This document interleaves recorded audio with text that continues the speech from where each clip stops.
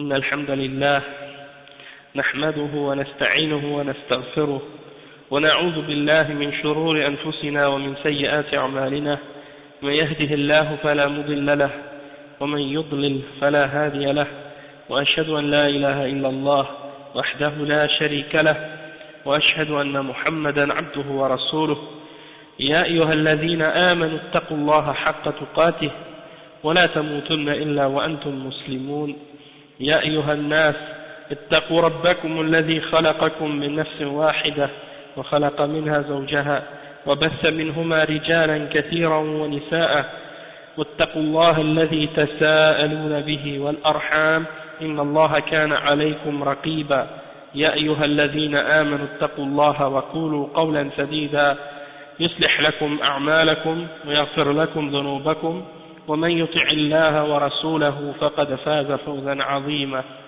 وإن خير الكلام كلام الله وخير الهدي هدي محمد صلى الله عليه وسلم وإن شر الأمور محدثاتها وكل محدثة بدعة وكل بدعة ضلالة وكل ضلالة في النار أما بعد. Donc aujourd'hui on commence le cours numéro 22 dans l'explication des 40 hadiths de l'imam An-Nawawi rahimahullah, et on lit avec le sharh de Cheikh Salih Al-Fawzan hafizahullah. Donc on est rendu aujourd'hui au hadith numéro 10, et c'est un hadith qui contient de grandes significations et des points très très importants dans la vie de chacun des musulmans. Et donc on va lire ensemble justement ce hadith, qu'est-ce qu'il dit, puis on va traduire ensuite la signification. عن أبي هريرة رضي الله عنه قال قال رسول الله صلى الله عليه وسلم أيها الناس إن الله طيب لا يقبل إلا طيبا وإن الله أمر المؤمنين بما أمر به المرسلين فقال يا أيها الرسل كلوا من الطيبات واعملوا صالحا إني بما تعملون عليم وقال يا أيها الذين آمنوا كلوا من طيبات ما رزقناكم ثم ذكر الرجل يطيل السفر أشعث أغبر يمد يديه إلى السماء يا رب يا رب ومطعمه حرام ومشربه حرام وملبسه حرام وغذي بالحرام فأنى يستجاب له رواه مسلم. Donc ça c'est un hadith rapporté par Muslim selon Abi Huraira radiyallahu anhu. Il dit que le messager d'Allah sallallahu alayhi wa sallam a dit: ô vous les hommes, ô vous les gens, Allah subhanahu wa ta'ala est bon, certes, et il n'accepte que ce qui est bon. Et Allah subhanahu wa ta'ala a ordonné ou a commandé aux croyants, il a commandé aux croyants ce qu'il a commandé par la même chose, il a ordonné aux croyants la même chose que ce qu'il a ordonné aux messagers. Alors il a dit par rapport aux messagers dans le Coran, dans le verset 51, dans Surat Al-Mu'minun: ô vous les messagers, mangez des bonnes choses et faites de bonnes œuvres. Et je suis certes connaissant de ce que vous faites. Et il a dit au sujet des croyants, dans Surat Al-Baqarah, le verset 172, ô vous qui avez cru, mangez des bonnes choses de ce que nous vous avons donné comme subsistance. Donc, ça c'est les deux versets que le prophète sallallahu alayhi wa sallam a mentionnés. Puis après il a parlé par la suite au sujet d'un homme qui fait un long voyage. Et il est tout dépeigné, il est plein de poussière, hein, donc ça veut dire qu'il est dans son voyage, c'est un voyageur, un vrai voyageur. Il lève ses mains vers le ciel, puis il fait un dua, il dit: ô Seigneur, Ya Rab, Ya Rab, tandis que qu'est-ce qu'il mange, c'est du haram, qu'est-ce qu'il boit, c'est du haram, qu'est-ce qu'il porte sur lui, c'est du haram, et donc tout ce qu'il a, c'est haram. Comment pourrait-il être exaucé? Comment celui-là pourrait-il être exaucé? Donc, on va voir qu'est-ce que ça signifie ce hadith, et on va voir que, masha'Allah, c'est un des hadiths qui fait peur, hein? C'est un des hadiths qui fait peur lorsqu'on l'entend, hein, justement parce que on craint justement que nos invocations ne soient pas exaucées par Allah subhanahu wa ta'ala, et donc de savoir qu'est-ce qui est nécessaire, qu'est-ce qu'il faut faire pour que Allah subhanahu wa ta'ala exauce nos invocations. Donc le cheikh il explique, il dit, Cheikh Al-Fawzan hafizahullah, il dit قوله إن الله طيب لا يقبل إلا طيبا. في هذا الحديث وصف الله جل وعلا أو وصف الله بأنه طيب، أو وصف الله يعني الرسول صلى الله عليه وسلم وصف الله سبحانه وتعالى بأنه طيب، فهو سبحانه وتعالى طيب بمعنى أنه منزه عن النقائص والعيوب، فهو طيب في ذاته وفي أسمائه وصفاته وفي أوامره ونواهيه، فهو طيب من كل الوجوه سبحانه وتعالى، لا يتطرق إليه نقص، ولذلك لا يقبل من الأعمال والأقوال والمقاصد إلا ما كان طيبا، فلا يقبل الخبيث من الأقوال والأعمال والمقاصد، فلا يقبل إلا الطيب، كما قال تعالى إليه يصعد الكلم الطيب، فهو لا يقبل إلا الكلام الطيب والعمل الطيب، ولا يقبل من الصدقات إلا ما كان من كسب طيب. Donc le cheikh il commence en expliquant que Allah subhanahu wa ta'ala il est bon et il n'accepte que ce qui est bon. Dans ce hadith il y a la description d'Allah subhanahu wa ta'ala au sujet de Allah subhanahu wa ta'ala qui mentionne yani qu'il est bon, que Allah subhanahu wa ta'ala il est tayyib. Tayyib ça veut dire qu'il est bon, et quand on dit à propos d'Allah subhanahu wa ta'ala qu'il est bon, ça signifie qu'il est purifié et qu'il est exempté de tout défaut ou de toute faiblesse. Donc Allah subhanahu wa ta'ala il n'a aucune faiblesse et aucun défaut et aucune défaillance, donc il est parfait, hein, sur tous les plans et dans tous les points de vue, et donc il est bon en lui-même. Allah subhanahu wa ta'ala est bon en lui-même, il est bon dans ses noms, il est bon dans ses attributs, il est bon dans ses ordonnances, dans ses ordres, et il est bon dans ses interdictions. Donc, sur tous les plans et sur tous les points de vue, Allah subhanahu wa ta'ala, il est tayyib, il est bon. Et il n'y a aucune faiblesse, aucun défaut ou manquement qui peut l'approcher ou qui peut lui être attribué, ni de près ni de loin. Et c'est pour cette raison que Allah subhanahu wa ta'ala, il n'accepte que ce qui est bon de nos actions, de nos paroles et de nos intentions. Donc, Allah subhanahu wa ta'ala n'accepte pas du tout le mauvais, tout ce qui est mauvais, tout ce qui est khabith, tout ce qui est sale, tout ce qui est mauvais, Allah subhanahu wa ta'ala ne l'accepte pas. Que ce soit des paroles, que ce soit des actions, que ce soit des intentions. Wa alaykum salam wa rahmatullahi wa barakatuh. Allah subhanahu wa ta'ala n'accepte que ce qui est bon. Comme Allah subhanahu wa ta'ala il dit dans le verset 2 dans Surat Fatir, ilayhi yas'adul kalimu tayyib, c'est vers lui que monte la bonne parole. فهو لا يقبل إلا الكلام الطيب.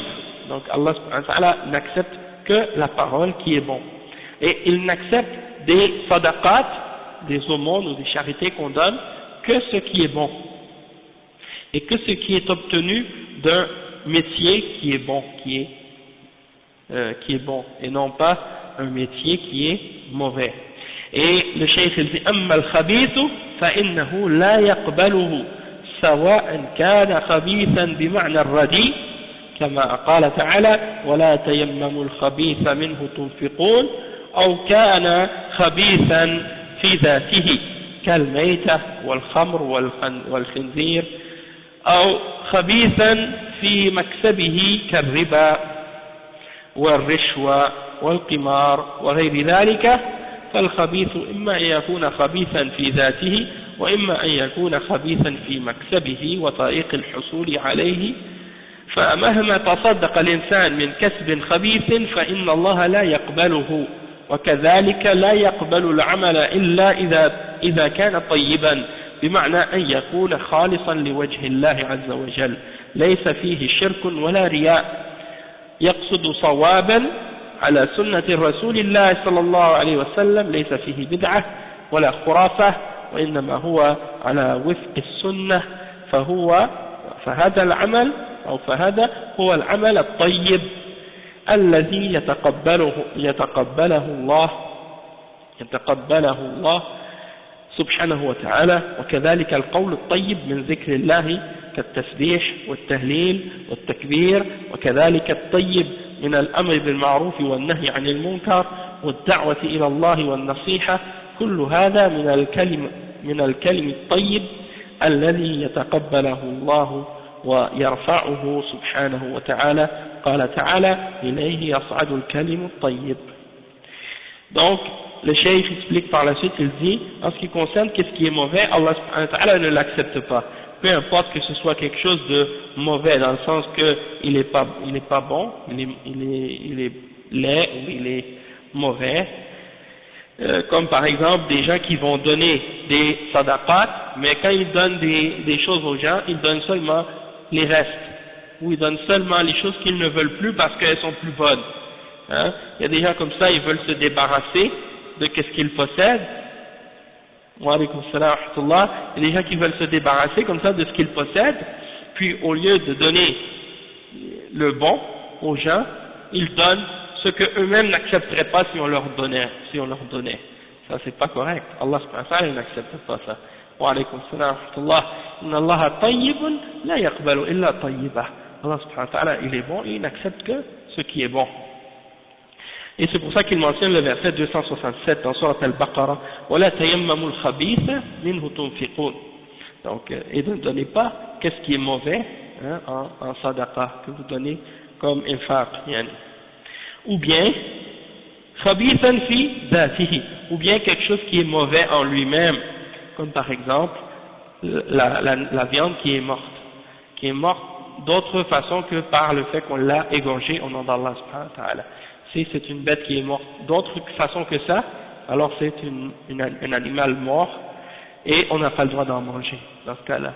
Hein? On appelle ça al-mayta. Ok, une bête qui a été, soit qu'elle est morte par un accident, tuée par une autre bête ou autre, on n'a pas le droit d'en manger si elle n'a pas été tuée selon la façon qui est enseignée par la charia, ou si elle a été tuée par un mushrik, autre qu'un juif ou qu'un chrétien ou qu'un musulman, on n'a pas le droit d'en manger. C'est-à-dire les juifs et les chrétiens sont des mushrikines, mais Allah subhanahu wa ta'ala nous a permis de manger leur viande, eux sont une exception. Mais les autres, les athées, les bouddhistes, les hindous, les autres croyances de shirk, de kufr, ceux-là n'ont pas le droit de manger leur viande. Et également l'alcool, ça c'est quelque chose qui est khabith en soi, et al-khinzir, le porc également. Il y en a des choses qui sont mauvaises par le métier ou par la façon dont tu les as obtenues. La façon dont tu les as obtenues. Donc par exemple, al-riba, celui qui a de l'argent qu'il a obtenu parce qu'il a chargé aux gens des intérêts, eh bien dans ce cas-là, celui-là, son argent qu'il a de riba c'est haram. Et al-rishwa, c'est quand quelqu'un demande à quelqu'un de lui donner de l'argent pour un service qui est gratuit en réalité, pour faire accélérer les démarches ou des choses comme ça, on appelle ça rishwa, hein, comme on dit en français, je ne sais pas le mot, mais bon, un pot de vin, hein, c'est ça. Donc c'est comme un genre de corruption, yani, hein. Et al-qimar, c'est les jeux de hasard. Donc quelqu'un qui joue à la loterie ou des choses comme ça, ou qui joue aux jeux de hasard, comme des jeux pour de l'argent, des jeux de cartes, des jeux de... Il y en a d'autres jeux, peu importe quelle sorte de jeu, mais que les gens font ces jeux-là pour gagner de l'argent, mais c'est basé sur le hasard, ça c'est haram aussi. Hein, comme le poker, les jeux comme ça, là, les jeux que les gens jouent pour les gens jouent à ces jeux-là pour gagner de l'argent, ça c'est haram. وغير ذلك فالخبيث إما أن يكون خبيثا في ذاته, donc comme on a dit, Donc qu'est-ce qui est mauvais? C'est soit que c'est mauvais en soi, ou soit que c'est mauvais par la manière dont on l'a obtenu, la façon dont on est arrivé à l'obtenir. Donc peu importe comment quelqu'un va donner de sadaqa à partir des biens qu'il possède, mais que ces biens sont khabith, ces biens sont mauvais, alors Allah subhanahu wa ta'ala ne va pas accepter la sadaqa qu'il a donnée avec cet argent-là. Et il ne va pas non plus accepter une action si cette action-là elle n'est pas bonne, dans le sens qu'il faut qu'elle soit faite avec les conditions nécessaires pour qu'elle soit bonne. La première condition, c'est qu'elle soit faite avec sincérité, qu'elle soit exempte de toute forme de shirk, majeur ou mineur, et qu'elle soit faite également sans forme de riya, ok, comme par exemple le fait de faire une prière pour montrer, ou de lire le Coran pour faire entendre, ou des choses comme ça, et qu'elle doit être en accord avec la sunna du messager sallallahu alayhi wa sallam, sans qu'il y ait dedans de forme d'innovation, de bid'ah, ou de superstition, ou des choses qui n'ont rien à voir avec la religion. Donc il faut qu'elle soit uniquement en accord avec la sunna. Donc ça c'est l'action qui est tayyib, et cette action-là c'est telle que Allah subhanahu wa ta'ala va accepter. De même que la parole, il faut qu'elle soit bonne, comme le dhikr, le rappel d'Allah, le tasbih, quand on dit subhanallah, at-tahlil, quand on dit la ilaha illallah, at-takbir, quand on dit Allahu akbar, de même que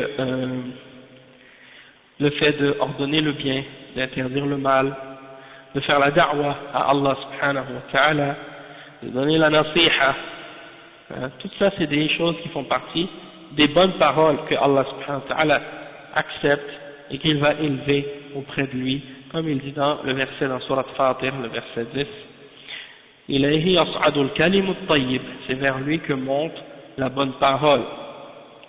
أما القول الخبيث فإن الله يرده ويبغضه من الكذب والغيبة والنميمة والشتم وقول الزور وشهادة الزور وجميع الأقوال الخبيثة والشرك والكفر كلها أقوال خبيثة لا ترتفع إلى الله عز وجل ولا تقبل. Le cheikh il dit en ce qui concerne les mauvaises paroles, qu'est-ce qui est mauvais, pas seulement les paroles mais tout ce qui est mauvais en général, mais en particulier les mauvaises paroles, Allah subhanahu wa ta'ala les déteste, comme les mensonges, de parler dans le dos, de répandre des fausses rumeurs, d'insulter les gens, de dire des grossièretés, de dire des mauvais mots, de dire des faux témoignages, de dire tout ce qui est mauvais, de chanter, de faire des chansons, des choses comme ça, ou bien il y en a qui font du rap maintenant, ça rentre dans le zour aussi. De même que toutes les choses qui sont mauvaises, toutes les paroles qui sont mauvaises, que ce soit le shirk ou le kufr ou toute autre parole mauvaise, cette parole-là, elle n'est pas remontée à Allah subhanahu wa ta'ala, et Allah subhanahu wa ta'ala ne va pas l'accepter. وقوله لا يقبل إلا طيبا الطيب من كل شيء يخرج بذلك ما كان خبيثا فإن الله جل وعلا يرده ولا يقبله. ثم قال إن الله أمر المؤمنين بما أمر به المرسلين فدل على أن المرسلين والمؤمنين مأمورون ومنهيون لا أنهم يفعلون أو يقولون شيئا من تلقاء أنفسهم أو من مستحسنات عقولهم وإنما يفعلون ما يؤمرون ويتركون ما نهوا عنه. قال الله تعالى وما آتاكم الرسول فخذوه وما نهاكم عنه فانتهوا. فهم مأمورون ومنهيون من قبل الله جل وعلا لأنهم كلهم عباده فلا يسبقونه بالقول ولا يتقدمون بين يدي الله ورسوله بقول أو بفعل وإنما يتبعون الأوامر فلا يفعلون إلا ما أمر الله به ولا يتركون إلا ما نهى الله عنه لأنهم عباد والرسل عباد والملائكة عباد ولو كانوا بمنزلة عظيمة وجلالة قدر لكنهم عباد يتبعون أوامر الله سبحانه وتعالى. Le cheikh il dit ensuite et Allah n'accepte que ce qui est bon. Qu'est-ce qui est bon de toutes choses, comme on l'a mentionné tout à l'heure. Et donc Allah n'accepte que le bien et il n'accepte pas le mal. Allah subhanahu wa ta'ala n'accepte pas le mal. Le cheikh il dit que Allah subhanahu wa ta'ala il n'accepte que ce qui est bon de toutes choses et tout ce qui est mauvais Allah subhanahu wa ta'ala il le rejette et il ne l'accepte pas. ثم قال إن الله أمر المؤمنين بما أمر به المرسلين. Puis ensuite le prophète sallallahu alayhi wa sallam a dit que Allah a ordonné aux croyants la même chose que ce qu'il a ordonné aux messagers. Ça c'est la preuve que les messagers et les croyants, tous les deux sont ordonnés, commandés de faire des choses et interdits également de faire des choses. Pas parce que la annahum yaf'alun ou yaquluna shay'an min tilqa'i anfusihim. C'est-à-dire que ça ne veut pas dire qu'ils font, en particulier les messagers, ils ne font pas des choses de eux-mêmes ou qu'ils ont décidé d'eux-mêmes. Les messagers, ils suivent ce qu'Allah leur ordonne de faire. Et qu'est-ce qu'Allah leur interdit, ils s'en abstiennent. Et ils font, donc c'est ça que Allah subhanahu wa ta'ala dit dans le verset وَمَا أَتَاكُمُ الرَّسُولُ فَخُذُوهُ وَمَا نَهَاكُمْ عَنْهُ فَانْتَهُوا. Ce que le messager vous donne, prenez-le, et ce qu'il vous interdit, abstenez-vous-en et craignez Allah. Donc ils sont ordonnés de faire ce que Allah leur ordonne et interdits de faire ce que Allah leur interdit. Et c'est Allah qui leur envoie ces commandements-là. C'est Allah qui leur envoie les commandements qu'ils doivent suivre. C'est pas les messagers qui décident par eux-mêmes. Pourquoi? Parce que ce sont des serviteurs, comme tout le monde. Ils ne dépassent pas Allah subhanahu wa ta'ala par la parole, ils ne dépassent pas Allah subhanahu wa ta'ala d'une parole, ils se mettent, ils se soumettent à ce que Allah subhanahu wa ta'ala leur ordonne. Et ils ne dépassent pas l'ordre d'Allah. Ils ne passent pas devant Allah subhanahu wa ta'ala et les croyants ne passent pas devant Allah et devant son messager, ni dans leurs paroles, ni dans leurs actions. Ils ne font que suivre les commandements d'Allah subhanahu wa ta'ala. Et ils abandonnent ce que Allah subhanahu wa ta'ala leur interdit de faire parce qu'ils sont des serviteurs d'Allah subhanahu wa ta'ala, tout comme les messagers sont des serviteurs d'Allah, tout comme les anges sont des serviteurs d'Allah. وَلَوْ كَانُوا بِمَنْزِلَةٍ عَظِيمَةٍ. Même s'ils ont un statut très élevé, même s'ils sont des messagers très respectés, même s'ils sont des anges très rapprochés d'Allah subhanahu wa ta'ala, ils sont tous des serviteurs d'Allah subhanahu wa ta'ala et ils doivent tous respecter et suivre les ordres d'Allah subhanahu wa ta'ala. وقال وأمر المؤمنين بما أمر به المرسلين ثم ذكر الشاهد والدليل على ذلك. الله أمر المرسلين بقوله تعالى يا أيها الرسل كلوا من الطيبات واعملوا صالحات. وقوله تعالى كلوا من الطيبات أي من الحلال. الطيب هو الحلال والخبيث هو الحرام. والله أمر بالأكل من الطيبات أي من المباحات ونهى عن الأكل من الحرام والخبائث ثم ذكر ما يترتب على أكل الحلال وقال واعملوا صالحا. فأكل الحلال يعين على العمل الصالح ويجعل العمل الصالح متقبلا. أما أكل الحرام فإنه يثبت ويكسل عن العمل الصالح ويخذل الإنسان.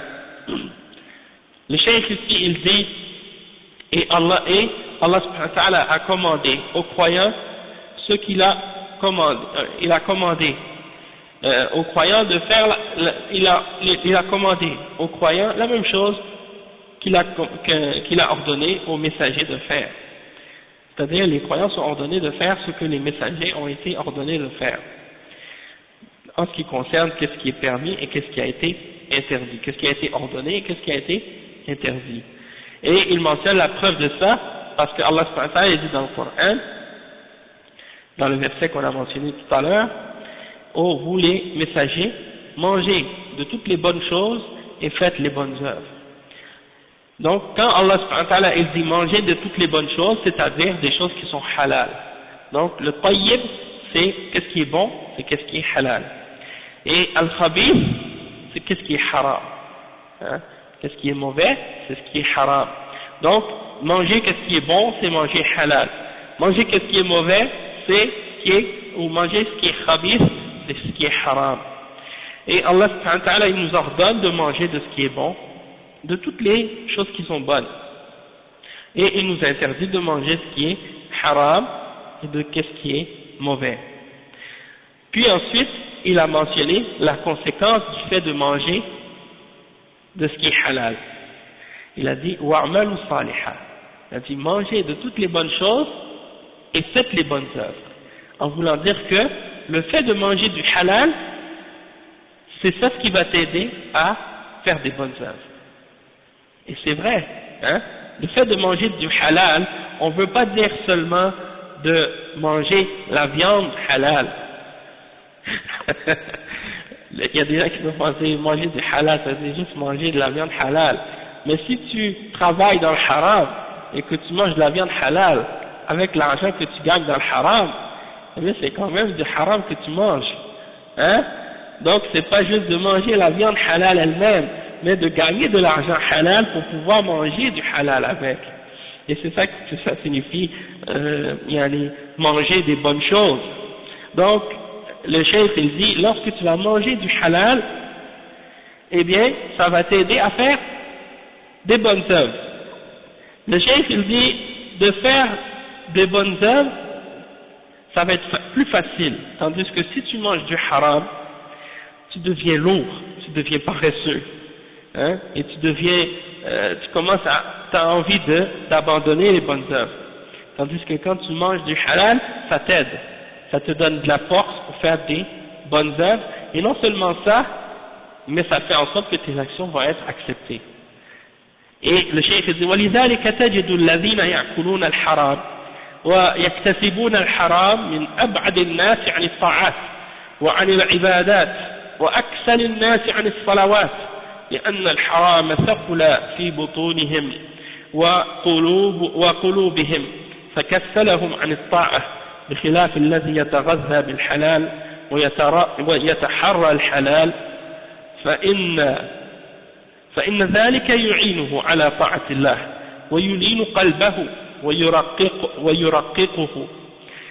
Le cheikh il dit, et c'est pour cette raison-là que tu vas trouver que les gens qui mangent des choses qui sont haram, soit qu'ils mangent le haram lui-même, ou soit qu'ils gagnent leur argent par quelque chose de haram, sont les gens les plus loin des bonnes œuvres.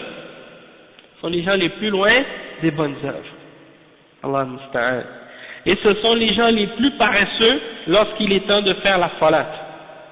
Parce que le haram est devenu lourd dans leur ventre et dans leur cœur. Et ça les a rendus paresseux de faire les obéissances et de faire les bonnes œuvres. Contrairement à la personne qui ne mange que ce qui est halal et qui fait des efforts pour prendre uniquement ce qui est halal, ça va lui faciliter et ça va l'aider à obéir à Allah subhanahu wa ta'ala, et ça va alléger et adoucir son cœur et le rendre plus sensible, plus doux. Ok? Donc, ça c'est l'importance de prendre ce qui est halal, de manger ce qui est halal. Et en particulier dans un pays comme ici, parce qu'on vit dans une société où presque tout est haram autour de nous. Et donc, il faut faire encore plus d'efforts pour ne pas prendre ce qui est haram dans la société, que ce soit dans le travail que tu fais, ou dans n'importe quelle chose que tu manges, faire attention. Hein. Et puis on voit qu'il y a des musulmans, ils ne prennent aucune considération, aucun effort à chercher. Peut-être que si tu leur demandes de manger du porc ou si tu leur présentes du porc, ils vont refuser, ils vont dire non, ça c'est haram. Mais si tu lui dis d'aller travailler dans une manufacture où on emballe le porc, et on le met dans les boîtes, ils vont accepter. Ils disent ah je le mange pas. C'est pas grave si tu le manges pas, du moment que tu aides la compagnie à vendre du porc et à produire du porc et à l'envoyer dans les magasins pour que les gens l'achètent et le mangent, eh bien tu es un des complices dans le péché que les gens vont faire. Hein? C'est pas seulement celui qui met le porc dans sa bouche et qu'il mange, c'est pas celui seulement qui boit l'alcool, qui met ça dans son verre, qui le boit. Toi, si tu travailles dans une compagnie qui vend de l'alcool, ou bien qui produit de l'alcool, ou qui le met dans la bouteille, ou qui le transporte, ben, tu es un complice dans le haram. C'est pas juste l'action elle-même. Hein? Et donc c'est pour ça que le musulman, il a une conscience très sensible par rapport à tout ce qu'il fait, par rapport aux endroits où il travaille. Il a un sens de la morale et un sens du respect des lois d'Allah subhanahu wa ta'ala très développé. Il ne va pas accepter n'importe quel emploi juste pour faire de l'argent. Il doit être méticuleux dans le choix du travail qu'il va faire pour être certain que la compagnie pour laquelle il travaille n'est pas en train de produire ce qui est haram ou d'encourager le haram ou de faire ce qui est haram. Donc tout ça c'est des choses importantes à comprendre. Naam. Ensuite, le cheikh il dit قوله تعالى إني بما تعملون عليم وفي هذا تحذير للإنسان أن يخل بعمله أو يتظاهر بالعمل والإخلاص وباطنه بخلاف ذلك فإن الله تعالى عليم بما هو عليه لا يروج عليه البهرج والكذب ولا ينطلي عليه الظاهر مع خبث الباطن وإنما هذا في حق الناس الذين لا يعلمون إلا الظاهر أما الباطن فلا يعلمه إلا الله سبحانه وتعالى. Le cheikh il dit qu'à la fin de ce verset, Allah subhanahu wa ta'ala il dit inni bima ta'maluna alim, c'est-à-dire je suis certes connaissant de ce que vous faites. Et le cheikh il dit qu'il y a dans ça un avertissement pour l'homme qui ne doit pas faire que ses actions soient déficientes en elles-mêmes, que ses actions doivent être bien faites, parce que Allah subhanahu wa ta'ala sait ce qu'il fait. Donc il doit faire ses actions bien, comme il faut. Et non seulement il doit les faire bien en apparence, mais il doit aussi les faire avec sincérité, dans son cœur et dans son intérieur. Il ne doit pas montrer à l'extérieur une action qui est bonne, alors que dans son cœur et dans son intérieur, c'est le contraire. Parce que Allah, il est alim, il est connaissant. Ça veut dire qu'il sait exactement ce que tu as dans le cœur. Tu ne peux pas le tromper, tu ne peux pas lui mentir, tu ne peux pas lui faire paraître quelque chose alors qu'à l'intérieur de toi c'est mauvais. Hein? Peut-être que tu peux faire ça avec les hommes, parce que les hommes ne connaissent que ce qu'ils voient et ne peuvent juger que ce qu'ils voient. Les êtres humains, oui, mais Allah non. Allah subhanahu wa ta'ala, il connaît l'intérieur et l'extérieur. Et donc, tout ce que tu as dans le cœur, il le sait. Et donc, il faut non seulement travailler sur l'extérieur, mais aussi sur l'intérieur. Et ça implique toute chose. Tout musulman, s'il fait quelque chose, il doit le faire pour Allah subhanahu wa ta'ala. Et je pensais à quelque chose justement pendant la semaine, je me disais, il y a des femmes maintenant quand on leur parle du hijab, elles répondent toujours aux questions quand on leur demande pourquoi vous mettez le hijab, elles sont toujours prêtes à dire moi je mets le hijab, c'est pour Dieu. Je mets pas le hijab parce qu'on me force. Je mets pas le hijab parce que c'est quelqu'un qui m'a contraint, ou mon mari, ou mon père, ou quelque chose comme ça. Je le mets parce que c'est pour mon créateur, c'est pour mon Dieu. Mais d'un point de vue, c'est ça ce qui est nécessaire en fait, c'est ça ce qui est obligatoire pour la femme, de faire toutes ses actions, toutes ses œuvres pour Allah seul, qu'elle soit sincère. Mais le problème c'est que lorsqu'on voit la façon comment elles portent le hijab, certaines d'entre elles, on peut comprendre que c'est pas vrai, qu'elles ne le font pas pour Allah subhanahu wa ta'ala. Parce que si tu fais quelque chose pour Allah, tu tu vas le faire de la meilleure façon. Tu vas pas le faire n'importe comment. Et tu vas le faire de la façon que Allah t'ordonne de le faire et selon les règles que Allah t'ordonne de le faire. Pas le faire comme toi tu veux. Pas le faire comme la mode, comment les gens le font. Pas le faire de la façon que par rapport à la société. Non. Tu le fais par rapport à Allah subhanahu wa ta'ala et pour Allah seul. Peu importe ce que les gens pensent. Peu importe ce que les gens disent. Peu importe ce que les autres filles font. Toi tu le fais pour Allah seul, fais-le comme Allah t'ordonne de le faire. Pas comment toi tu veux ou comment tu penses. Parce que sinon c'est la preuve que tu ne le fais pas pour Allah, réellement. Hein? Et ça c'est un exemple aussi, que lorsque le musulman il fait une œuvre, il fait une action, et qu'il le fait pour Allah, ça veut dire qu'il doit faire son effort et son possible pour le faire le mieux possible, de la meilleure façon possible. Hein? وقوله إني بما تعملون عليم يتضمن شيئين.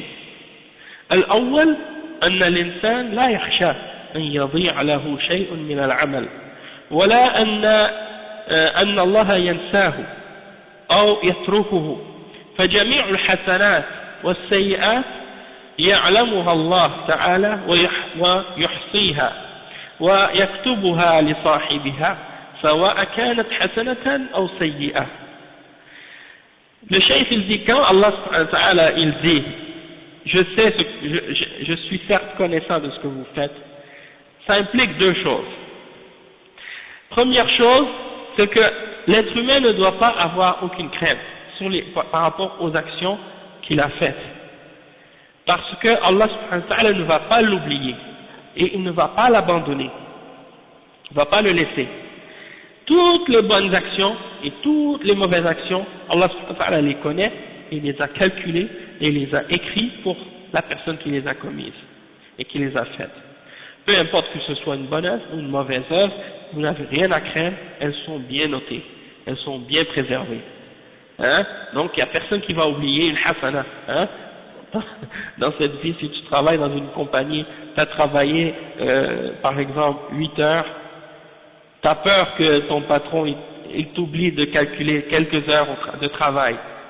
Lorsque tu reçois ton chèque à la fin de la semaine, tu regardes le nombre d'heures, tu dis il y a des heures que j'ai faites qui ne sont pas écrites dans la paye. Hein? Il n'y a pas de danger avec Allah subhanahu wa ta'ala, il n'oublie pas. Il ne manque, il n'y a rien qui manque dans tes hasanats. Tu as fait une hasana, elle est écrite. Elle ne va pas se perdre, elle ne va pas s'oublier. Hein? Et la même chose pour les péchés que tu as fait. Hein? Et والثاني أن الله جل وعلا لا ينخدع بالظواهر الباطلة والزخرف والتزوير وإنما يعلم الحقائق سبحانه وتعالى. قال تعالى في حق المؤمنين. Donc, le cheikh il dit le deuxième point par rapport à ce qui est impliqué par le fait que Allah est connaissant de ce qu'on fait, c'est que on ne peut pas le tromper. Il ne peut pas être trompé, Allah subhanahu wa ta'ala. Il ne peut pas être trompé par les fausses apparences et les embellissements, hein, et les mensonges dans nos apparences. Allah connaît parfaitement les réalités de ce qu'on cache dans nos cœurs. Et le cheikh il continue donc l'explication du hadith. Il dit وقال تعالى في حق المؤمنين يا أيها الذين آمنوا كلوا من طيبات ما رزقناكم. هذا أمر من الله جل وعلا بالأكل من الطيبات وهي المباحات، الطيب في ذاته والطيب في مكسبه والحصول عليه، فقوله كلوا هذا أمر من الله تعالى بإباحة الطيبات لنا. قال تعالى ويحل لكم الطيبات ويحرم عليكم الخبائث، فقوله كلوا من الطيبات أو كلوا من طيبات ما رزقناكم يتضمن النهي عن أكل الخبائث. Donc le cheikh il dit, Allah subhanahu wa ta'ala a dit par rapport aux croyants, ô vous qui avez cru, mangez de toutes les bonnes choses et mangez de toutes les bonnes choses que nous vous avons données comme subsistance. Ça c'est un ordre de la part d'Allah subhanahu wa ta'ala de sa part pour qu'on mange des bonnes choses. Et les bonnes choses, ce sont les choses qui sont mubah, Qu'est-ce que ça veut dire mubah? Ça veut dire qu'est-ce qui est permis, hein? Qu'est-ce qui est licite. Al-mubah, c'est, si tu le fais, tu vas pas être puni, et si tu le fais pas, si tu le fais, tu n'es pas récompensé, et si tu le fais pas, tu vas pas être puni. Al-mubah, c'est qu'est-ce qui est pas interdit ni ordonné, qu'est-ce qui est neutre, disons, hein? C'est ça. Mais parce que qu'est-ce qui est halal, c'est qu'est-ce qui a été déclaré halal, c'est comme qu'est-ce qui est mubah, mais bon, disons qu'est-ce qui est permis, oui, ça va être plus clair. Mais moi, je donnais le mubah dans le sens des ulama de usul al-fiqh, c'est comme ça qu'ils définissent al-mubah. Parce qu'ils définissent toujours qu'est-ce qui est obligatoire, qu'est-ce que si tu le fais, tu vas être récompensé, si tu le fais pas, tu vas être puni. Qu'est-ce qui est obligatoire? Qu'est-ce qui est interdit? Si tu le fais pas, tu es récompensé, si tu le fais, tu vas être puni. Hein? Et qu'est-ce qui est mubah, c'est ni un ni l'autre. Tu vas pas être puni si tu le fais, tu vas pas être récompensé si tu le fais, etc. Donc les définitions, des fois, bon, d'une chose à l'autre, ça peut être différent. Mais on comprend que qu'est-ce qui est mubah, c'est qu'est-ce qui est permis par l'islam. Et al-mubahat, Allah subhanahu wa ta'ala, il nous a permis tout ce qui est bon. Qu'est-ce qui est bon en lui-même, ou qu'est-ce qui est bon dans la façon qu'on l'a obtenu, dans la façon qu'on l'a gagné. Qu'est-ce qui est halal en lui-même, qu'est-ce qui est halal, on l'a gagné, cet argent-là, par un métier qui est halal, un travail qui est halal, et d'une façon qui est halal. Donc, c'est halal. Hein? C'est ce que ça veut dire. فقوله كلوا هذا أمر من الله سبحانه وتعالى بإباحة الطيبات لنا. Donc le fait qu'il nous ordonne de le manger, de manger des bonnes choses, ça veut dire que c'est permis pour nous. Et il mentionne dans le verset 157 Allah dit, et il vous permet toutes les bonnes choses et il vous interdit toutes les mauvaises. Hein? Donc yuhillu lahum at-tayyibat, en parlant des messagers, il leur permet les bonnes choses et il leur interdit les mauvaises. Donc, quand Allah subhanahu wa ta'ala dit manger des bonnes choses que nous vous avons données comme subsistance, ça comprend l'interdiction de manger les mauvaises choses, les choses qui sont mauvaises. Donc, l'ordre d'une chose implique l'interdiction de son contraire. D'accord? Quand Allah nous ordonne quelque chose, ça implique qu'il nous interdit son contraire. D'accord?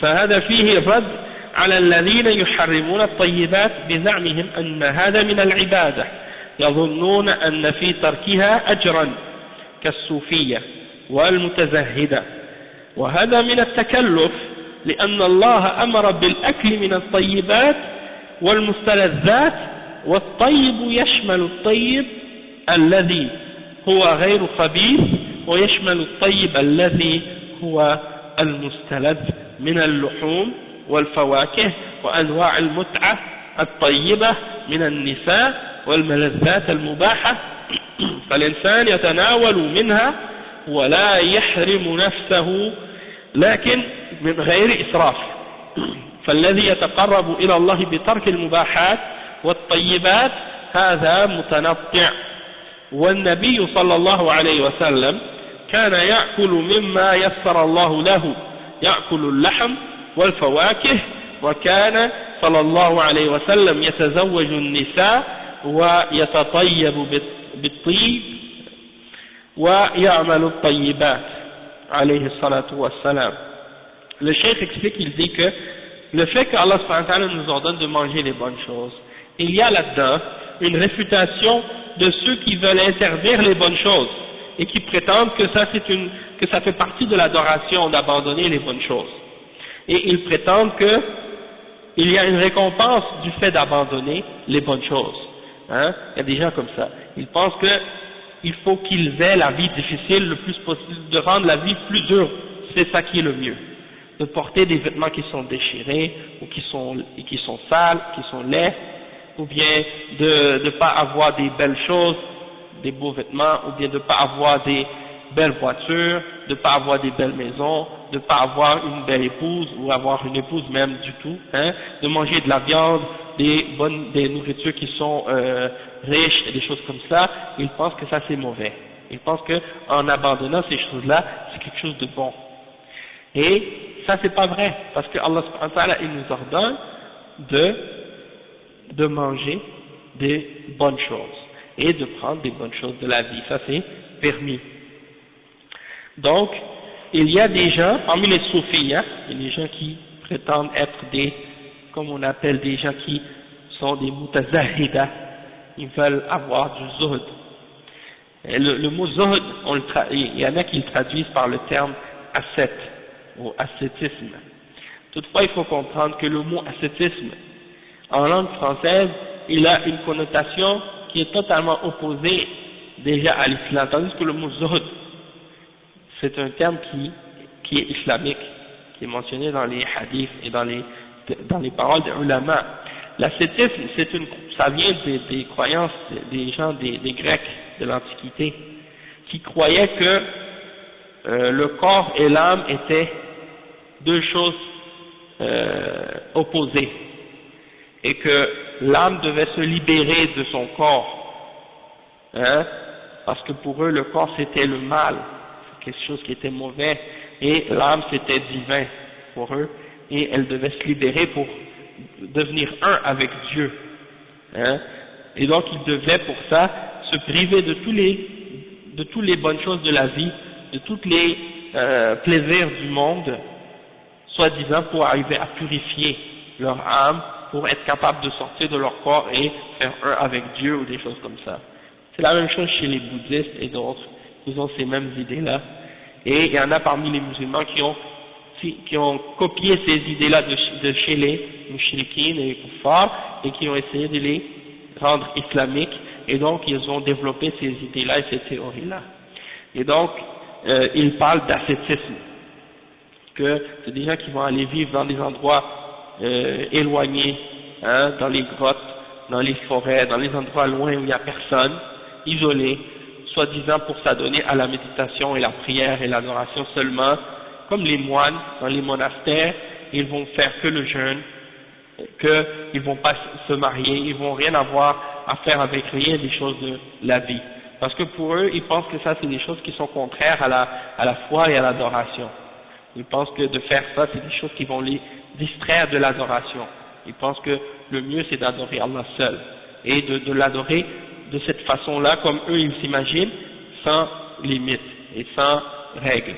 Toutefois, c'est pas ça l'exemple des messagers d'Allah, et c'est pas ça l'exemple du prophète Mohammed sallallahu alayhi wa sallam, puisqu'on a vu dans l'exemple du prophète sallallahu alayhi wa sallam qu'il vivait avec les gens, qu'il se mariait, qu'il faisait du commerce, qu'il faisait toutes sortes de choses aussi, qu'il participait à la vie sociale. Donc il n'y a rien qui dit que si tu adores Allah subhanahu wa ta'ala, il faut que tu t'abstiennes de toutes les bonnes choses, et que tu manges que des choses mauvaises, ou qu'une sorte de choses seulement. Non. Donc le cheikh il nous explique ça. Donc il ne faut pas traduire le terme zuhd par le terme ascétisme, mais plutôt il faut expliquer le terme zuhd, que le zuhd c'est le fait de ne pas donner une grande importance aux choses de cette vie d'ici-bas dans notre cœur, de ne pas donner à ces choses-là une emprise sur notre cœur, de se libérer de ces choses-là. Mais il blâme pas le zuhd, il parle des mutazahida. Et al-mutazahida, non, le mutazahida, al-zahid, al-zuhad, ça c'est ceux qui font le zuhd. Mais le mutazahid, c'est celui qui veut se montrer zahid, qui veut faire des efforts pour essayer de dire moi je suis zahid, et qui fait ces choses-là alors que ça n'a rien à voir avec le zuhd, tu comprends? Et donc c'est pour ça que le cheikh il dit ça, lui, les soufis et les mutazahida, ceux-là, le cheikh dit ça c'est de l'exagération, ça c'est de l'extrémisme, parce que Allah subhanahu wa ta'ala il nous a ordonné de manger des bonnes choses et des choses qui nous donnent disons du plaisir, qu'on trouve délicieuses et qu'on trouve bonnes, hein. Donc ça comprend qu'est-ce qui est tayyib dans le sens que c'est pas mauvais, et tayyib dans le sens aussi que c'est quelque chose qui est délicieux, qui est bon pour nous, qu'on aime, pas seulement que c'est bon parce que Comme par exemple, il y a des choses que des fois ta mère va te dire, mange des épinards, c'est bon pour toi. Ouais, dans le sens que c'est bon pour la santé, sauf que toi t'aimes pas le goût, hein. Donc dans ce cas-là, oui, ça c'est bon, mais pas seulement bon dans ce sens-là, bon aussi dans le sens que, yani, c'est bon au goût, tu l'aimes, c'est délicieux, yani, t'as un plaisir à le manger. Donc, comme les viandes, hein, les chairs des animaux, les fruits, et toutes les jouissances bonnes et permises de la vie, comme d'avoir des femmes, des épouses, hein, et d'avoir des rapports charnels avec elles, et tous les plaisirs de la vie qui sont licites, hein, l'être humain a le droit d'en profiter et de les avoir, tant que c'est quelque chose qui est halal. Et on ne doit pas se les interdire à nous-mêmes. Toutefois, il ne faut pas tomber dans l'extrémisme, dans l'exagération ou la luxure. Là, ça, c'est l'exagération, dans ça, c'est pas bon. Et c'est ça que Allah a blâmé dans ces choses de la dunya. De mettre ces choses-là au-devant de ton amour pour Allah, ton amour pour son messager, ton amour pour l'akhirah, pour l'au-delà. Mais tant que tu possèdes ces choses-là, quelqu'un peut être un musulman, un croyant, un mu'min, et avoir toutes les richesses de cette dunya et tous les plaisirs halal de ce monde, et pourtant dans son cœur ça n'a pas plus de place que sa foi et que Allah subhanahu wa ta'ala, son messager, et que la religion. Et au contraire, il peut faire beaucoup plus de bien avec son argent que celui qui est pauvre. Hein? Donc ça c'est des choses bonnes et Allah subhanahu wa ta'ala ne nous interdit pas ça. Il y avait Othman radiallahu anhu qui était Abu Bakr Siddiq, Abdurrahman ibn Auf et beaucoup d'autres parmi les sahaba qui étaient des commerçants et qui étaient riches. Non, Othman, avec son propre argent, il a préparé les armées, des armées entières, des régiments entiers. Donc ça c'est les hommes d'affaires, des riches là. Et à notre époque aussi, il y en a des gens comme ça, des riches, musulmans riches, et qui ont de l'argent, et qui aiment l'islam, qui aiment la da'wah, et qui aiment les tulab al-ilm, et qui aiment la science, et qui encouragent justement, ils donnent de l'argent pour l'islam, pour construire des choses pour les musulmans, pour aider les étudiants, les choses comme ça. Donc ces gens-là, alhamdoulilah, ils sont capables de faire beaucoup de bien pour l'islam et pour la cause d'Allah. Donc tout ça c'est des choses bien. Et donc ceux qui vont dire qu'ils pensent qu'ils vont se rapprocher d'Allah en abandonnant les choses bonnes et les choses permises, ça c'est de l'extrémisme, ça c'est de l'exagération, ça ne fait pas partie de l'islam. Et le prophète Mohammed sallallahu alayhi wa sallam, il mangeait de ce que Allah lui donnait avec facilité. Il mangeait de la viande, il mangeait des fruits, hein, et il épousait des femmes, sallallahu alayhi wa sallam, il portait du parfum, et il utilisait tout ce qui était bon. Et même que le prophète sallallahu alayhi wa sallam lui-même a dit, Hubbiba ilayya min dunyakum an-nisa wa at-tib.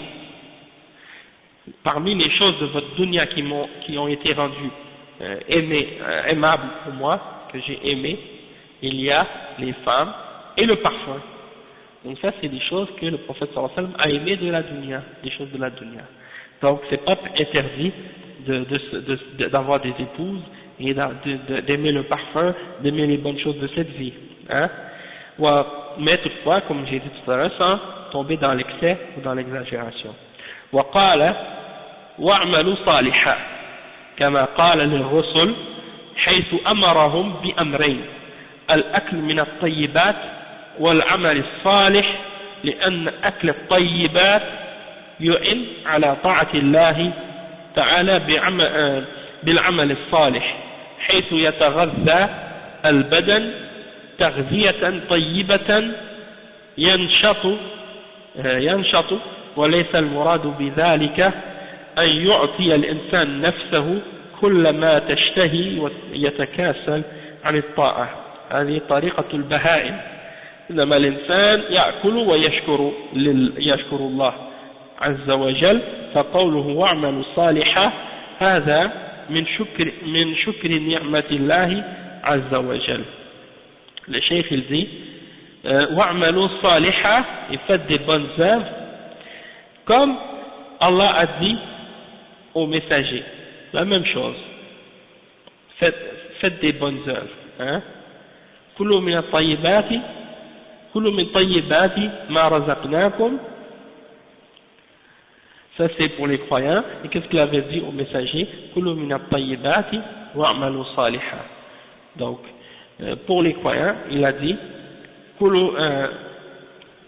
qu'il a dit?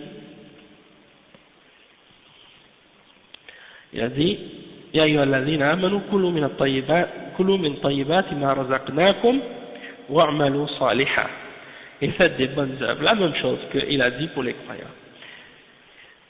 Donc, le cheikh il dit, donc il leur a ordonné, comme il a dit au messager, il leur a ordonné deux choses. De manger les bonnes choses et de faire des bonnes œuvres. Parce que de manger des bonnes choses, ça va t'aider à obéir à Allah et à faire des bonnes œuvres. Hein, du moment que tu as nourri ton corps d'une bonne nourriture, tu vas avoir de l'énergie. Mais ça ne veut pas dire que tu dois laisser donner à ton corps tout ce que ton corps t'exige ou te demande. Hein, comme le chef il dit, chaque fois que tu as envie de manger quelque chose, tu le manges. Chaque fois que tu as envie de quelque chose, tu le prends. Tu risques de devenir comme un animal. Le chef il dit ça, c'est la voie des animaux qui suivent leur passion, leurs instincts. Hein? Non, il faut pas faire ça, parce que si tu donnes à ton âme tout ce qu'elle te demande et tout ce qu'elle désire, tu vas devenir paresseux par rapport aux obéissances. Donc plutôt, tu dois manger et remercier Allah subhanahu wa ta'ala de ce qu'il te donne. Comme il dit, wa'malu salihan, et faites des bonnes œuvres. Ça veut dire de remercier les grâces d'Allah subhanahu wa ta'ala. De remercier les grâces que Allah te donne. ثم إن النبي صلى الله عليه وسلم ضرب مثلا للذي يأكل الحرام ويدعو الله عز وجل في حالة رثة وفي حالة تقتضي إجابة دعوته، فعنده أسباب لقبول الدعاء وعنده مانع من قبول الدعاء. أما الأسباب فهي الأول يمد يديه، ومد اليدين في الدعاء من أسباب الإجابة. يمد يديه إلى السماء. لماذا يمد يديه إلى السماء؟ إشارة إلى علو الله سبحانه وتعالى، لأن الله جل وعلا في السماء، وفي هذا مشروعية رفع اليدين في الدعاء. والأصل في الدعاء رفع اليدين إلا ما دل الدليل على أنه لا ترفع فيه الأيدي فلا ترفع.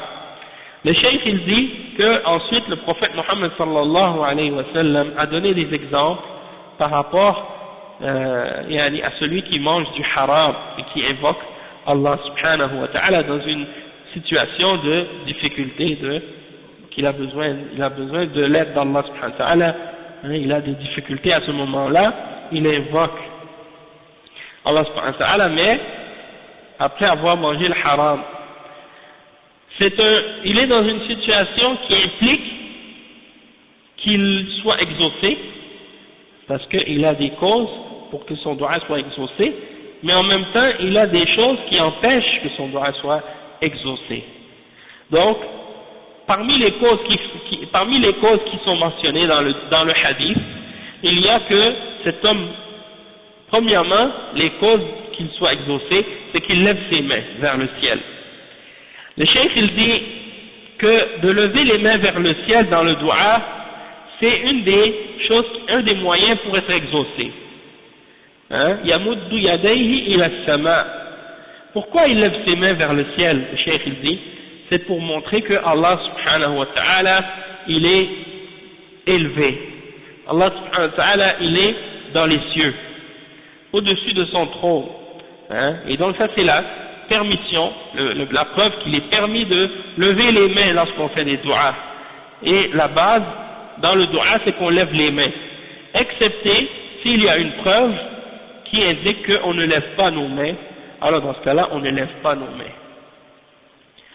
Le cheikh il dit ensuite, la deuxième preuve, ou la deuxième cause qui fait qu'il mériterait d'être exaucé, c'est qu'il dit, Ya Rab, Ya Rab, يتوسل إلى الله بربوبيته وهذا من التوسل المشروع فالتوسل إلى الله بأسمائه وصفاته وربوبيته من أسباب الإجابة. Deuxièmement, il invoque Allah subhanahu wa ta'ala par sa souveraineté en disant ô Seigneur, le fait que Allah est le maître, hein? Et ça c'est une forme de dua qu'on fait qui est permise, d'invoquer Allah subhanahu wa ta'ala en mentionnant ses noms, en mentionnant ses attributs ou en mentionnant sa souveraineté. Ça fait partie des causes du fait que nos du'as soient exaucés. Et une autre cause qui est mentionnée dans le hadith, c'est sa description. Hein? Le prophète sallallahu alayhi wa sallam, il dit أنه أشعث أغبر وفي حالة رثة ليس عنده كبر أما الإنسان المستكبر فإن كبره يمنع قبول دعائه فهذا عنده سبب الإجابة وهو أنه متواضع وأيضا يطيل السفر والدعاء من المسافر مظنة الإجابة لأنه بحاجة فعنده أسباب القبول ولكن المانع الذي منعه أبطل عمل هذه الأسباب فلا يكون لها نتيجة. Le cheikh il dit ensuite, il est décrit comme étant tout poussiéreux et ses cheveux dépeignés. Hein? Donc ça c'est pour dire que c'est une personne qui est voyageur. C'est une personne qui est voyageur et qui est dans une situation de besoin. Il n'est pas fier, il n'a pas de fierté, aucune forme de fierté en lui. Hein? Et pourquoi? Parce que l'orgueil ou la fierté c'est quelque chose qui fait en sorte que tu ne sois pas exaucé dans ton doigt. Mais lui, il n'a pas de fierté, il n'a pas d'orgueil dans cette situation-là. Donc, il a une cause pour être exaucé, il est humble. Et en plus, il a voyagé longtemps, il a fait un long voyage. Et le doua du voyageur, quand on voit un voyageur, eh bien, on dit que, en principe, il est exaucé le voyageur, parce qu'il c'est une des personnes qui ont un doua exaucé. Pourquoi? Parce qu'il a un besoin. Donc, il a toutes les causes nécessaires pour que son doua soit accepté. Sauf que, en même temps, il a des empêchements. Il y a des choses qu'il a fait qui font que son doua ne peut pas être accepté. Et ces empêchements-là ont détruit ou annulé les bonnes causes qu'il avait. Donc, les causes qu'il avait pour que ses doigts soient acceptés, n'ont pas eu le résultat voulu, à cause des empêchements ou des choses mauvaises qu'il avait fait. Et c'est quoi ces choses-là? Le cheikh il dit وقال ومطعمه حرام ومشربه حرام وملبسه حرام وغذي بالحرام فأنى يستجاب له يعني يبعد أن يستجاب له لأن عنده هذه الموانع فالدعاء لا يقبل إلا إذا توافرت أسباب قبوله وانتفت موانع القبول فهذا دليل على التحذير من الحرام وهو من مفهوم قوله تعالى كلوا من الطيبات فالحرام لا يؤكل والخبيث لا يؤكل والله جل وعلا أحل لنا الطيبات وحرم علينا الخبائث. Donc le cheikh il dit que c'est les choses qui empêchent que son droit soit exaucé. Wa alaykum salam wa rahmatullahi wa barakatuh. Les choses qui empêchent que son droit soit exaucé, c'est ce qu'il mange, c'est haram. Ce qu'il boit, c'est haram. Ce qu'il porte comme vêtement, c'est haram. Et tout ce qu'il fait, c'est haram.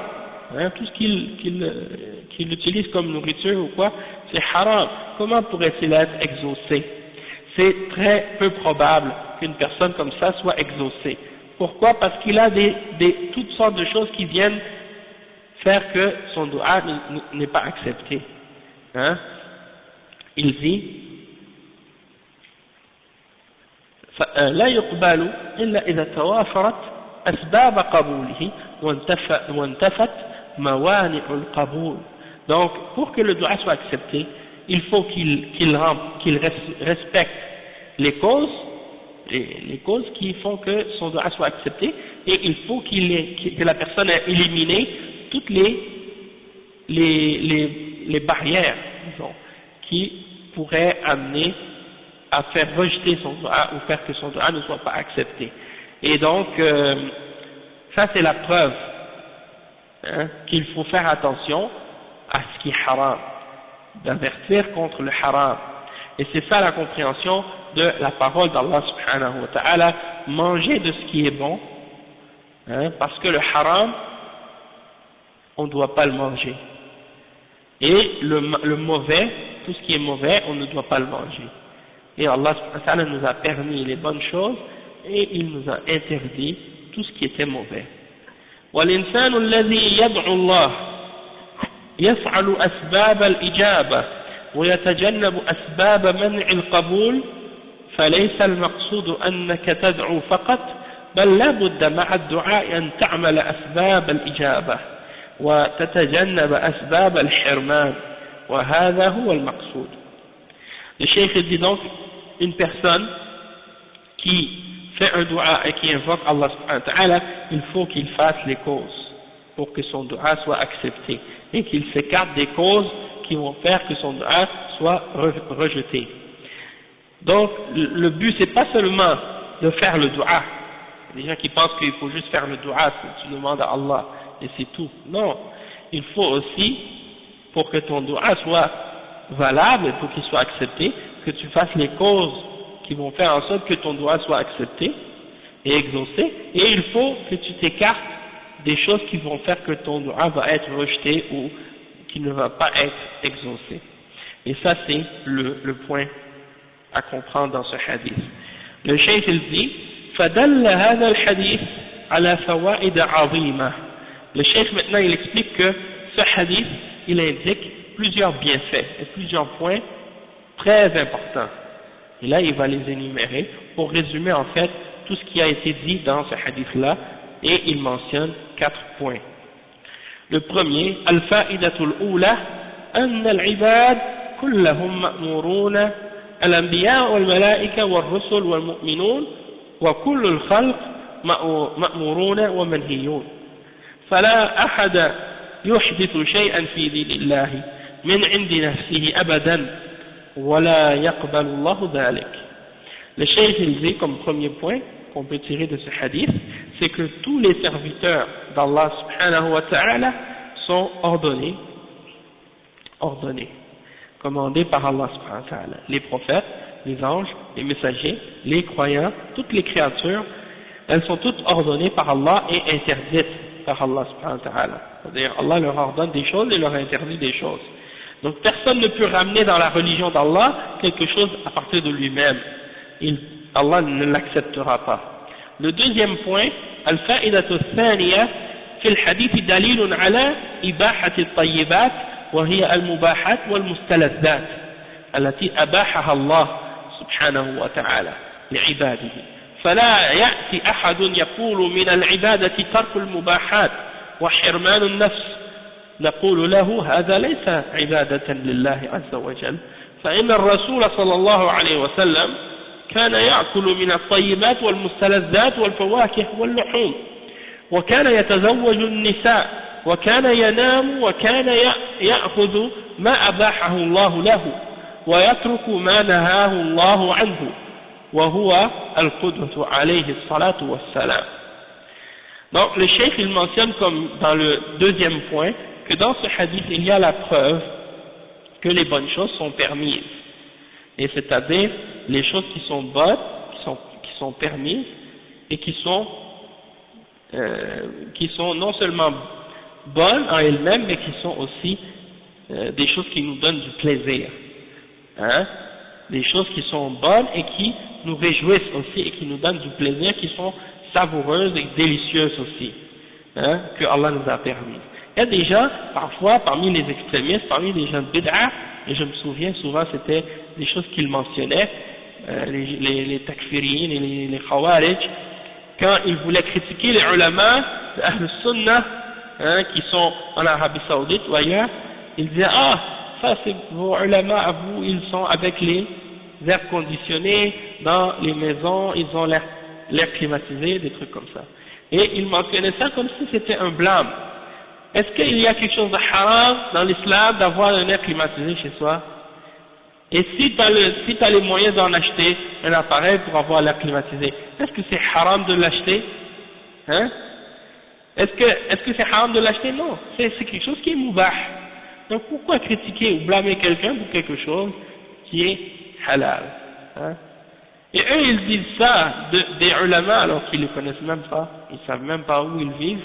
Et non seulement ça, eux-mêmes, si tu vas chez eux, dans leur maison à eux, ou même si tu vas dans leur maison de ceux qu'ils considèrent eux comme étant des ulama, tu vas voir plus que ça encore, hein, plus que ce qu'ils critiquent les ulama d'avoir chez eux. Donc ça c'est des paroles, des gens faibles, qui ne connaissent rien de la religion, de l'islam, qui blâment les gens pour des choses halal, hein, comme si pour eux, un savant il ne devrait pas avoir quelque chose comme un air climatisé dans sa maison, sinon il ne serait pas un vrai savant. Hein? Est-ce qu'il y a quelque chose dans l'islam qui nous interdit ça? Donc c'est pour ça qu'il faut comprendre que ces gens-là, c'est des gens bêtes, qu'Allah les guide. Et donc, la règle c'est quoi, comme le chef il dit, hein? C'est que si quelque chose, Allah nous l'a permis, si c'est quelque chose qui est halal et qui est bon, alors on a le droit de le prendre. Et la règle c'est quoi? C'est que si tu l'as, alhamdulillah tu le prends, et si tu l'as pas, tu dis alhamdulillah. Hein? Si t'as pas l'air climatisé chez toi, parce que t'as pas les moyens, ou bien parce qu'il y en a pas, et que tu peux pas en avoir, dans ce cas-là tu remercies Allah subhanahu wa ta'ala. Mais si tu as les moyens, et qu'il y en a, et que tu peux en avoir, pourquoi tu vas t'en priver si tu peux en avoir, et si c'est bon pour toi? Hein? Donc il faut pas blâmer les gens pour les choses de bien. Il y a des gens comme ça qui veulent être trop extrémistes, qui veulent interdire les choses halal dans la religion d'Allah subhanahu wa ta'ala. Et ça c'est de l'extrémisme. Allah subhanahu wa ta'ala il nous a pas interdit des choses comme ça. Donc pourquoi toi tu veux l'interdire par toi-même pour essayer de dire non tu dois prendre juste qu'est-ce qui est la vie dure. Hein? Il faut rester dans la chaleur et endurer la chaleur même si tu peux avoir un air climatisé. Pourquoi? Hein? Allah subhanahu wa ta'ala il nous a pas ordonné ça. Donc, ça c'est des exemples. Et donc, le chef il dit quelqu'un ne doit pas dire que d'abandonner les bonnes choses, ça fait partie de l'adoration, qu'il faut se priver de toute aisance. Hein? Ça fait pas partie de l'adoration. Celui qui pense ça, il s'est trompé. Celui qui pense qu'il faut se priver de l'aisance ou des choses bonnes, alors il n'a pas compris la religion.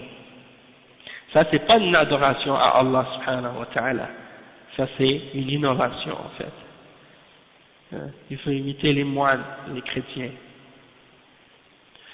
Le Rasul sallallahu alayhi wa sallam, le prophète Mohammed sallallahu alayhi wa sallam qui est notre exemple, il mangeait des bonnes choses et des choses qui sont bonnes, de la viande, des fruits, hein, des choses qui sont sucrées, des choses qui sont bonnes à manger, bonnes au goût et qui sont délicieuses et plaisantes à manger. Et il avait également des épouses. Et des fois il se reposait la nuit, il dormait. Des fois il priait la nuit.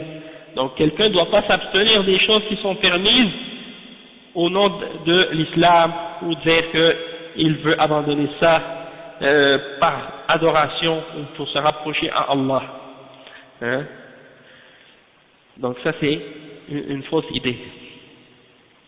Donc le prophète sallallahu alayhi wa sallam, il faisait ce que Allah lui permettait, il prenait ce qui était bon et il s'abstenait de ce que Allah lui avait interdit. Et c'est notre exemple, c'est lui notre modèle. ففيه الرد على من يزعم أن الزهد هو ترك الطيبات بل الزهد هو ترك الحرام وترك فضول الأشياء التي لا يحتاج الإنسان إليها أما الذي يحتاجه الإنسان فهذا تركه ليس من الزهد وليس الزهد حرمان النفس مما أباح الله لها. Cheikh il dit, il y a la réponse dans ça à ceux qui prétendent que le zuhd c'est d'abandonner les bonnes choses. Au fait, en réalité, non. Le zuhd, c'est pas d'abandonner les bonnes choses. Le zuhd, c'est d'abandonner qu'est-ce qui est haram et d'abandonner l'excès des choses que tu n'as pas besoin. Hein?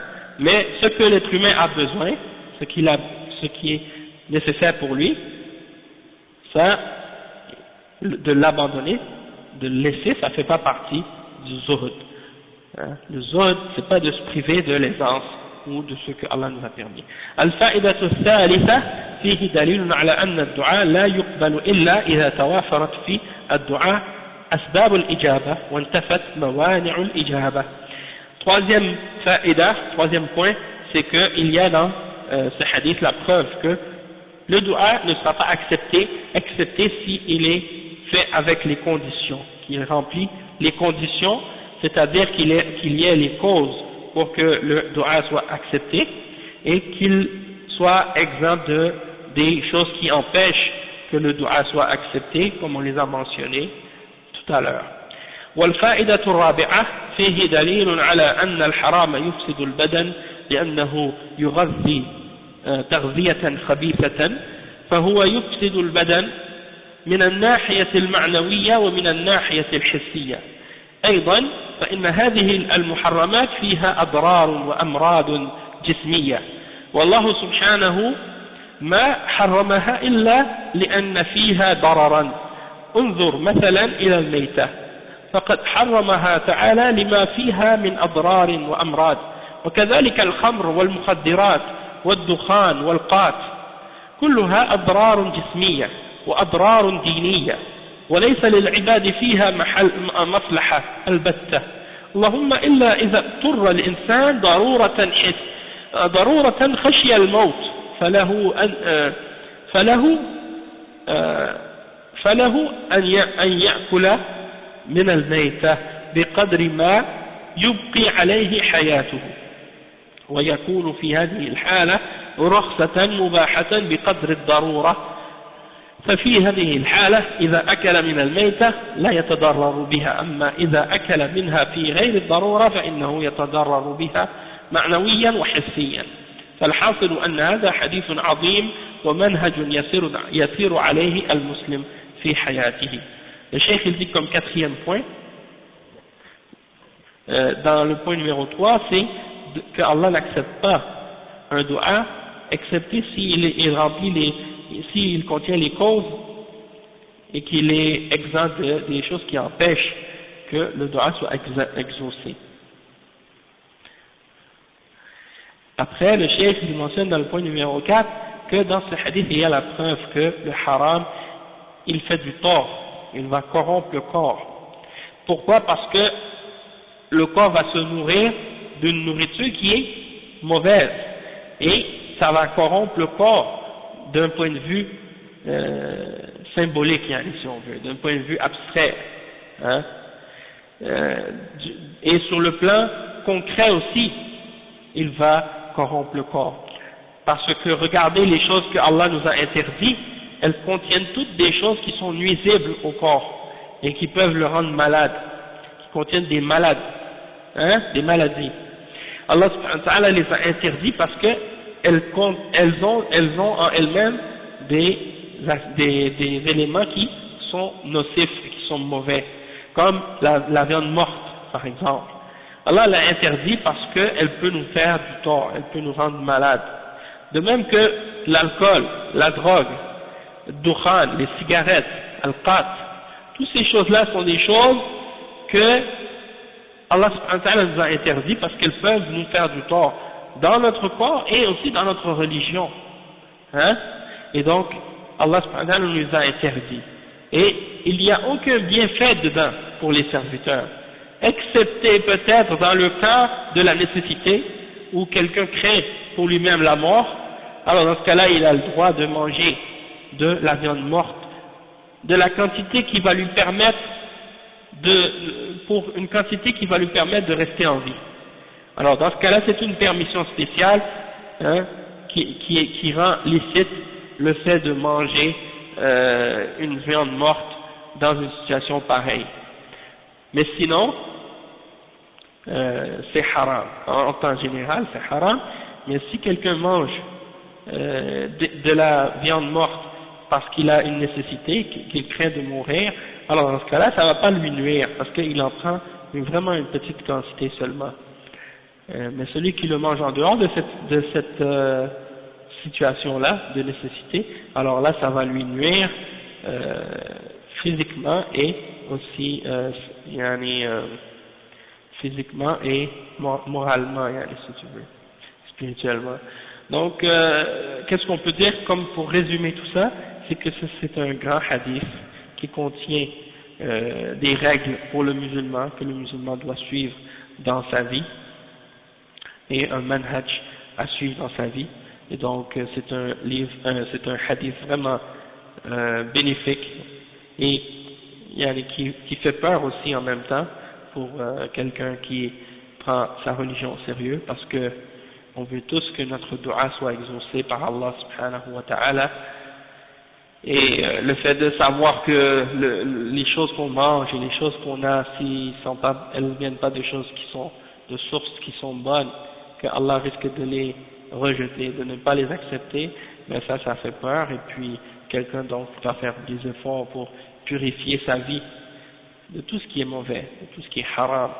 Et s'il a des choses haram dans sa vie, qu'il s'en débarrasse ou qu'il se repente de ces choses-là, puis essayer de nettoyer sa vie justement de ces choses-là pour être capable de pouvoir faire des du'as qui seront exaucés par Allah subhanahu wa ta'ala. Donc on va s'arrêter ici, inshallah. Subhanakallah wa bihamdik, ashhadu an la ilaha illa ant, astaghfiruka wa atubu ilayh. Barakallahu fikum wa jazakumullahu khairan.